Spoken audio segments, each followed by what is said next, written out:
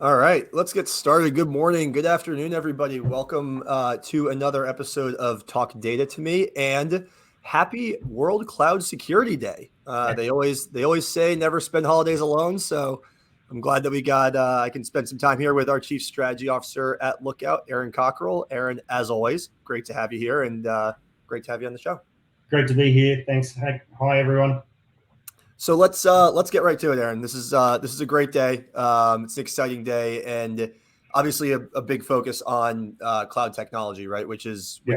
nothing new at this point. We've in the last few years, though, we've really seen kind of this growth in the technology. Even sort of the resistors and late adopters are coming around and acknowledging the effectiveness of the cloud approach, and especially for better remote collaboration, Yeah. more flexible storage option, elastic scalability, whatever you want to throw on the list, Yeah. and all the other good things that we know come along with it. So just to get right to it here in the first question, from your perspective as someone who's really been observing this, kind of from the front row and in your role, but also sort of over the last decade or so. What are kind of the good and the bad that you've seen come along with such a rapid transition into new cloud-based technologies? I'd have to say, let's start with the good. I'd like to start off on a good foot, Of especially course. on World Cloud Day. But the good has been it drives innovation, which is something that's near and dear to my heart. Running strategy for the company, it allows because of the freedom of employees and workforces to work from anywhere, but it also things like APIs open up really options for innovation as well. Allowing people to work in different ways. I think that's probably one of the bigger advantages or benefits that I've witnessed that doesn't get as highlighted as much as I think as it should.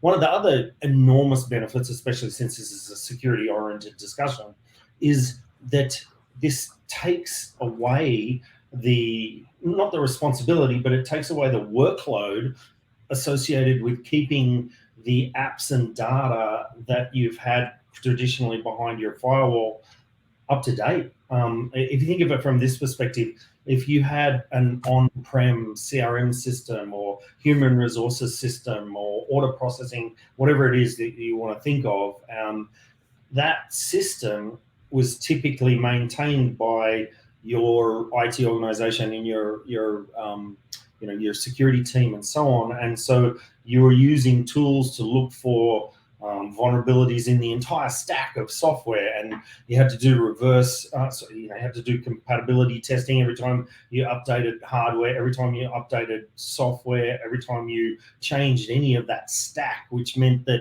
there was a long lag time between when it was that you potentially found out about vulnerabilities and then were able to actually address them. In general, with cloud-based technologies, most companies no longer have to worry about that as much. Obviously, if you're a company like that is dependent on your business because you offer software as a service, so you're dependent as a business on making sure that that software stack is secure and up to date and so on.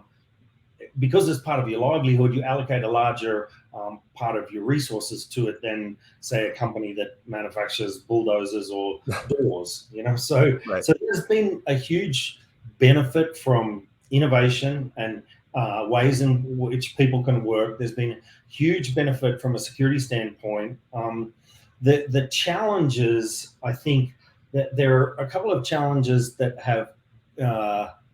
There's two that I'll highlight that we'll talk about a little bit more in detail. The first one comes with the adoption of SaaS apps, cloud-based applications, does introduce the necessity to change the way that you do access control, change the way that you do authentication, and change the way that you administer your systems. And that has a couple of impacts, but the most obvious one is around, instead of vulnerabilities being associated with a system that needs to be patched, they move to being associated with potentially misconfiguring one of these application stacks. Because every single one of them is different. So it tends to be a little complicated. And then the last thing I'll touch on, which is more related to so I would say that we made everyone started a pretty dedicated move to the cloud, 5, maybe 7, up to 10 years ago. Mm-hmm. It was the pandemic that really forced that rush that you mentioned in the question. And that rush brought about one other challenge, which is in many cases we had to just, as they call it, lift and shift servers up into the cloud to make them internet accessible and that sort of thing. And that through vulnerabilities up into the cloud with systems that were not designed to be internet facing, becoming rapidly internet facing. So that was a bit of a challenge as well. Yeah, I think you're absolutely right. And when it comes to sort of that lift and shift piece, it's, like you said, making something that isn't necessarily built for the environment that we now have to work in and allow people to access data in or whatever it may be is it comes with its issues. And then you add the pace at which it was accelerated. Maybe people didn't have quite the amount of time to sort of plan that out as they were hoping for. And when you were mentioning misconfigurations, and there was a stat we found from IBM saying that results, the average breach cost from cloud misconfigurations up on the screen here was 4.41 million US, which is pretty wild when you think about it. And I think that when you think about misconfigurations as a problem, like you said, things move so quickly. It's almost inevitable that despite the fact that we now have, like you mentioned, the really positive piece of being able to more efficiently or effectively patch vulnerabilities, find gaps in the system, kind of minimize human error with the ability to update software and servers. There's still almost an inevitability that there's going to be there will be some gaps, especially when things are moving so quickly. Go ahead. The gaps that I see, I wouldn't even necessarily characterize them as a result of the rush either, although that's part of it. The biggest challenge that I see in that area is, though, less about the rush and more about the sheer complexity and the sheer weight of different applications that most companies have adopted. Like we all talk about the common ones that everyone, the household names like Salesforce and Office 365 and the Google Documents, Google Productivity Suite and Workday and these types of SaaS applications. But most companies have hundreds. Like CISOs that I speak to have over 300 different SaaS applications, and they'll be for the tail end of people that are doing interface design, use online interface builders, or people that are there becomes SaaS applications that are very dedicated to a small group of people that are very effective at what they do, but they've never been built necessarily with access controls, authentication, or security in mind. They've been built single purpose for the jobs that they're very good at. And so as when you're chief data officer, if you have one, or the people that are basically driving governance and compliance, say to a CISO, you need to do this, this, and this with our, HIPAA data, like personal health information, or personal identifiable information. You have to be an expert in all 300 or 400 or however many you have of these applications to implement the policies that you need to make your company compliant with the regulations that you need to comply with, or compliant with the guidelines of the governance team and the policies of the company. And that becomes really difficult because every single one of those applications is intentionally designed in a different way. I'll give you a really simple example. Slack has completely different type of access controls as compared to Workday, because you're doing a completely different thing. It's unstructured data for communications or human resources, which has a completely different access control methodology to something like Box, which ultimately has a different access control methodology to other productivity tools. So you have to be an expert in every one of those to be able to implement simply the security policies of your own company. rapidly becomes untenable. So, and I know I'll give you another statistic in that area. Gartner have been predicting, and I think we've mentioned this before, or you and I talking about this. They're predicting something like 99% of breaches being a result of misconfiguration over the next 5 years, which is, yeah, it's staggering. Which is wild. Yeah, yeah, absolutely. Yeah, for sure. And so I wonder. I'm looking at another stat that we have here from the Cloud Security Alliance, which is an interesting complement to what you just mentioned about Gartner, which is that 89% of organizations actually aren't confident in their ability, to protect sensitive data in the cloud. And it's interesting that we have these two huge numbers, right? We have the 99% that you mentioned from Gartner. We have this 89% number. But I think to your point, the environment that's been built in kind of your standard enterprise organization at this point has become just so wildly complex that there's a lot of organizations feel overwhelmed about how much they have to protect. And I think that your point about the fact that someone's got to be an expert in 300 different SaaS apps, it's just not feasible. And I do think it ties though to the risk conversation, meaning nowadays risk tolerance is something that is unique to every organization. You mentioned different types of data that maybe need to be protected. Maybe it's based on where you are in the world, what industry you're in, the size of your organization, whatever it may be, right? And that really, I think, has to be part of the conversation when it comes to data security.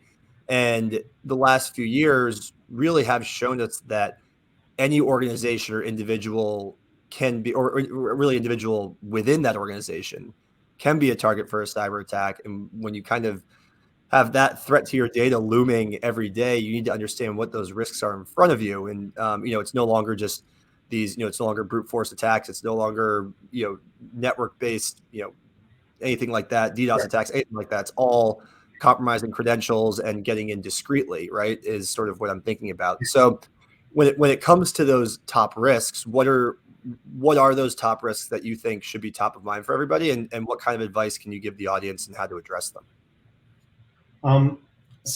I think there's, I'll go through them as I see them. One of the first one is there's a challenge now in having full visibility into where your data resides.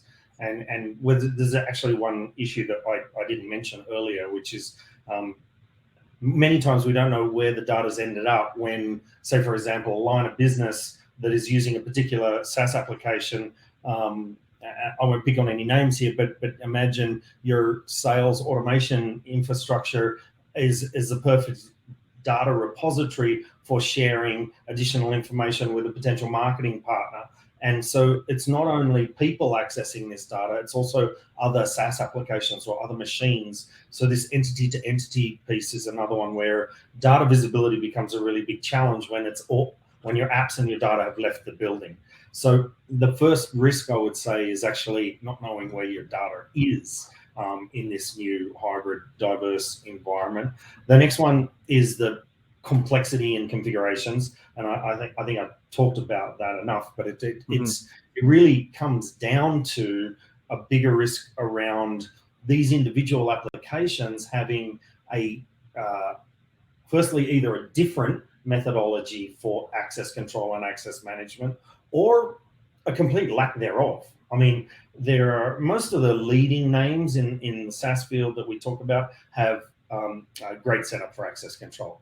But as you go down that big tail of 300-400 SaaS applications, or as you look at applications that have been designed for on-premise access to your Active Directory infrastructure or whatever, a lot of the controls that you had in place become no longer applicable or don't work or simply are absent in the tools that you're using. So that becomes a real challenge. A lot of the especially the single job focus, like ideation type tools, for example, don't really have access control methodologies because the intent is collaboration and getting everyone involved. That's a good point. The next one is the skills shortage. And And I know that we hear that a lot in this field, and I'm very proud of what Lookout does to try and address that, talking to schools and all that type of thing. But we are going to continue for many years to come to have a distinct lack of skills in both the cloud relevant cloud relevant skills that I talked about. That's configuration of infrastructure in the stack and so on, as well as cybersecurity expertise that relates directly to the types of attacks that you mentioned, that are oriented more around vulnerabilities in configuration and account impersonation and so on. I guess the last one, there's probably two more that I would raise. One is not really part of the whole cloud discussion today, but it's the people that have avoided the cloud because, and this is fair enough. There's a lot of applications that are just not ready for the cloud. Right. There's a lot of reasons that you may want to have a VPN still in place, but that is a challenging thing to secure in this hybrid world. So that there are many situations that customers have found themselves in, continuing to offer VPNs, which continue to open up, unrestricted pipes into the GUI soft center of organizations, which is sort of scary from a security standpoint. We've seen many of the breaches that have happened over the last couple of years directly resultant from, those doors remaining open. Similarly, the use of tools like that allow you to use your traditional on-prem DLP, data loss prevention, or to use your traditional web filtering and firewall. So it does make it appealing, but there are many challenges, and the reliance on those legacy tools tends to open up problems in the long run for most customers that I talk to. And then the last one is this hybrid working environment, the way we work from home now, means that it's far more often that your data is accessed from devices that you don't manage. And this, I'm a strong believer in a zero trust architecture, but zero trust trust of the endpoint should not be reliant on the assumption that you manage the endpoint.